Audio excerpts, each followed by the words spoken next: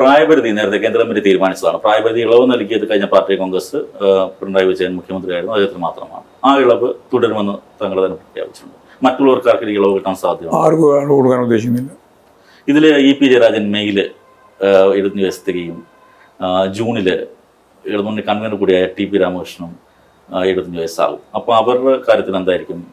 അല്ല, ഞാൻ പറഞ്ഞില്ലേ, പൊതുവായ തീരുമാനമല്ലേ, പിന്നെ ഓരോരാളെടുക്കാൻ പ്രത്യേകിച്ച് പരിശോധിക്കേണ്ട കാര്യമില്ല. 75 വയസ്സ് പൂർത്തിയായ ഒരാളും സംസ്ഥാന കമ്മിറ്റിയിലോ അതുപോലെ തന്നെ പാർട്ടി ഘടകത്തിലോ ഉണ്ടാവില്ല. അത്രയേ ഉള്ളൂ കാര്യം.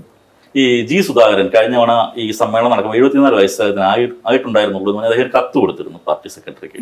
74 വയസ്സേ ഉള്ളുവെങ്കിലും തന്നെ ഒഴിവാക്കാൻ പറഞ്ഞായിരുന്നു കത്ത്.